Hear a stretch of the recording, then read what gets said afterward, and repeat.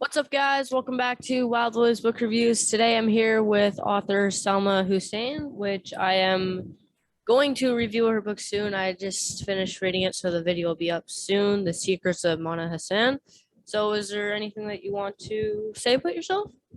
Yeah, I can tell you that I wrote this story. It's an upper middle grade story, so it's for 12 plus readers, and it's a story that mirrors my own immigration story that I made. You have a character named Mona Hasan. She's 11 years old. She starts out in the Middle East in a country called the United Arab Emirates. She spends the summer in Pakistan with her cousins. That's where her parents are from. And then she moves to Canada, to a small town in Canada called Dartmouth, Nova Scotia, which is the same journey that I made more than a few years ago. So, what do you think your kind of mission about writing this book to tell people that read your book your kind of story and journey? Oh, what was the mission in writing the story? I think Yeah. I wanted kids to be able to, first and foremost, I was writing to kind of put more stories of immigration stories out there, number one, because I think Canada is so wonderful in welcoming new immigrants and refugees. And I wanted to put more of our stories out there because for the kids who come in from different cultures and different countries, it's a huge adjustment. And I wanted to show some of that adjustment that happens to Mona, but I wanted it also to be really funny and a humorous take. I wanted the reader to feel like they're really like transported into the mind of this young girl. And that's why it's in diary format. I wanted them to feel and come along with her on the journey. I think all of us are on different journeys in different ways throughout our lives. And this one is a very, it's a literal journey that happens, but we're also on this journey trying to figure out life. And I think I was trying to capture some of Mona's journey through turning older as well. Like as you turn older, you question the world around you. I wanted to capture some of that, the joy, the awkwardness of being a teenager, as well as having to move through different cultures. What do you think your favorite thing about writing this book was? So I really modeled this book on another book that's a favorite of mine, The Secret Diary of Adrian Mole, which is British classic. Most people don't know about it in North America or know about it as much, but I love that book. And that's about a young 13-year-old boy who's growing up in England and going through, making sense of the world around him. So the funnest part about writing this book was revisiting the Adrian Mole diary series. And just being back in the mind space and the head space of a young person again. I think young people can look at the world in a much more unjaded, hopeful way. And I think it was fun to occupy that headspace for a bit, think of the stuff that's funny for teenagers, think of the stuff that's ridiculous for them. So, do you think after writing this book that you might write a follow-up book to this book or just another book in general?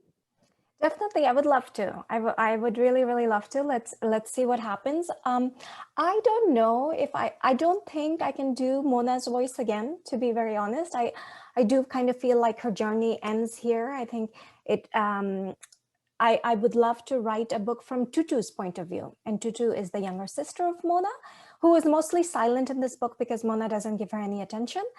So I would love to maybe write something from her point of view and see where that story takes us.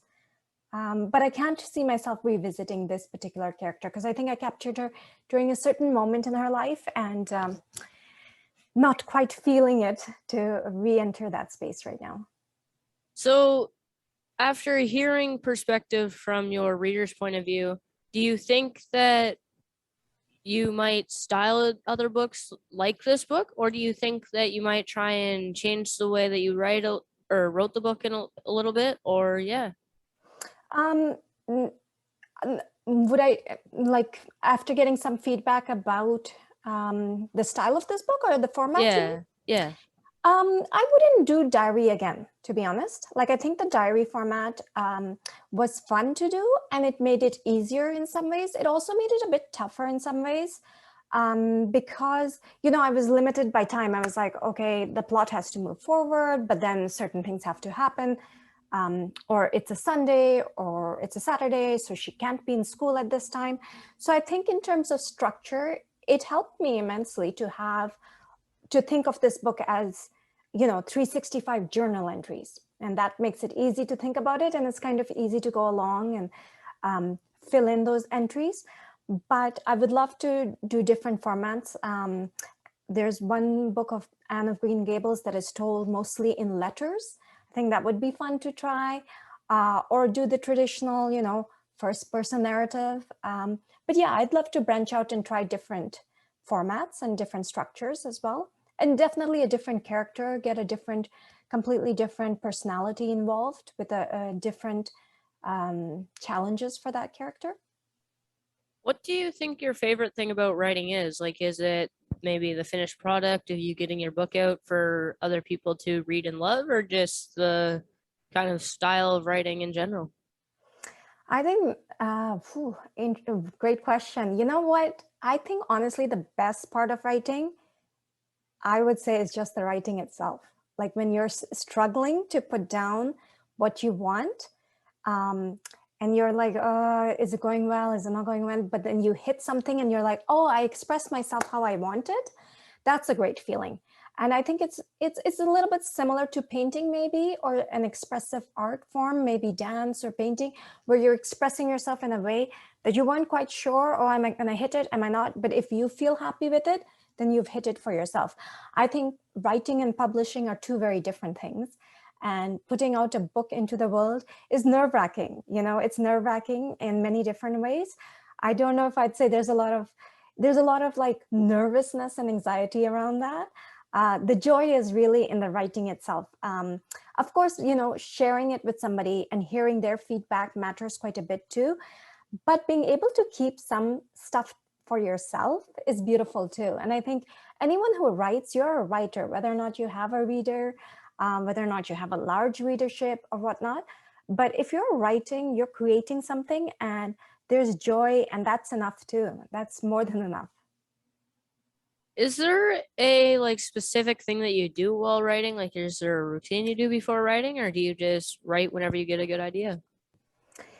I've read two great books on writing. Okay, one is Stephen King's On Writing. And I don't know if you've heard of it or if you've looked into it, or have you read it?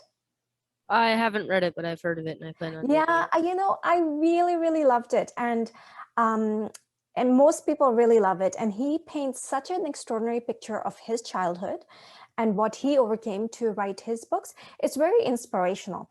So I did read that one. I found a lot of like really good tips in that one. Stephen King advises that everyone should write about 3 hours every single day. Now, without fail, he's like, that's what he does. I think he writes every single day except maybe Christmas and his birthday.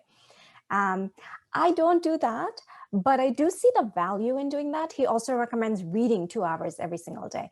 That I do. So I read at least 2 hours every day, and I squeeze in as much reading as I can. I would like to go back to writing every single day. I think it's a great practice. I find that I'm not as disciplined as Stephen King, and so I don't do that. I do write when the inspiration strikes me. I have a whole bunch of unfinished pieces. But I think if you have the discipline to sit down and write every single day, then those unfinished pieces move from unfinished to finished. Do you think when you think of an idea, is the idea always in like a certain topic, or do you think of ideas for like every type of topic? A great question again. I see you must be a budding writer for sure. Do you know a little bit of everything? For me, ideas come as scenes. So for this particular book, the idea came because my daughter asked me a question. And Stephen King also talks about how he starts his books with an idea. So his ideas will be like, what if a bunch of kids go into a scary house with a scary clown in it or something, right? That would be his idea. For me, this novel came about because my kid at bedtime, at that time she was 5, she asked me, she's like, Mama, you were born outside Canada, right? Were you a regular kid just like us? And I loved that question. And I sat with that question and I didn't answer her question right away, but I thought about it and I was like, oh, I want a kid to answer my kid's question. What is a regular kid? And that's why I wrote Mona, because and it helped bring together all these different ideas. Like, okay, I want the story to start where Mona's living. I want the reader to follow along on Mona's journey. So that idea came to me from a question asked by someone close to me.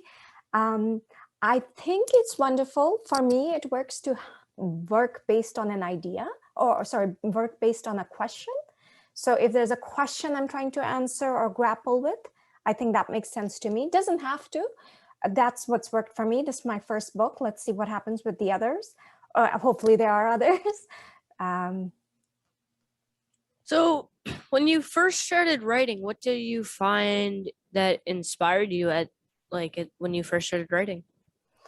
Well, I've been writing since I was a kid. So since I was a kid, I would write short stories or poems, mostly short stories. This is the first novel project that I finished. What inspired me? I think we write because we love to read. I think we're inspired and love the other books that we've read around us. Like Secret Diary of Mona Hasan is also a mishmash of some of my favorite books, coming of age stories, the Adrian Mole book, the other one, Judy Blume's Are You There, God? It's Me, Margaret. So it's a mishmash of some of my favorite books. And I think that's what we do when we sit down to write. We're like, oh, we've been inspired by all these wonderful books. I want to create something too that will be beloved as much as I loved these other books. So I think that's what we're trying to do. We're trying to pay homage to and imitate some of our favorite works on some level. So do you think that you said that you started writing poems? Do you think there is a bunch of poems in the Secret Diary of Mona Hasan? Do you think that your kind of love of poems kind of helped you in your book? Definitely, yes. And just to be clear, the poems that Mona writes in her diary are meant to be terrible. So Mona writes terrible poetry, and it was just an inside joke because Adrian Mole's in his book, he also wrote terrible poetry. But of course, Mona thinks they're great, and I thought it was kind of cute and funny. I also, I'm sure, wrote terrible poetry when I was a kid. Poetry is wonderful, though. Poetry really, really helps you be a very good writer because you're trying to say in a line or a few words an entire novel. And you're trying to give real depth and meaning to a few words, and you're trying to evoke an emotion. So I think anyone who is a poet is a very keen observer of life to begin with, because you really notice little details and you can distill it and write it down in really small, succinct words. So yes, absolutely. I think read poetry. If you can, read tons of poetry. But always, read stuff that resonates with you. There's a lot of different kind of poetry out there, a lot of different type of styles. Find the style that suits you and run with it. So is there any tips that helped you in writing your book that you might want to share with anybody watching this video? I would say, okay, so tips, really, you just want to finish it. I think for a lot of people, that's maybe the hardest thing. Certainly for me, it was as well for many years. And I think the greatest tip I have, I mean, it sounds very simple, but write, a really short version of your novel. If you're aiming to write a book, write the shortest possible version of it, put in a beginning, put in a middle, put in an ending, and you have, like, let's say you can write that in like 5 pages. Fine, you've done that. Great. Now stretch it out. Now go back to it and keep adding and adding and adding to it until you have a book. So it helps to break down like a very large novel into small, manageable parts. So if you can break it down in your mind, do that. I mean, a lot of people talk about outlines, and outlines are very difficult to do because you don't know exactly where your book is going to go. But do the roughest outline and you can always change things later. So yeah, thank you so much for your time. Is there anything that you would like to add? No, that's everything. I want to thank you so much for reading it. And thank you for the interview and for your time. Really appreciate it. Yeah, thank you for sending me the book. I'll make sure to have the interview up shortly. And thank you so much for your time. Thanks so much. Take care. Yeah, you too. Bye, Willie. Bye.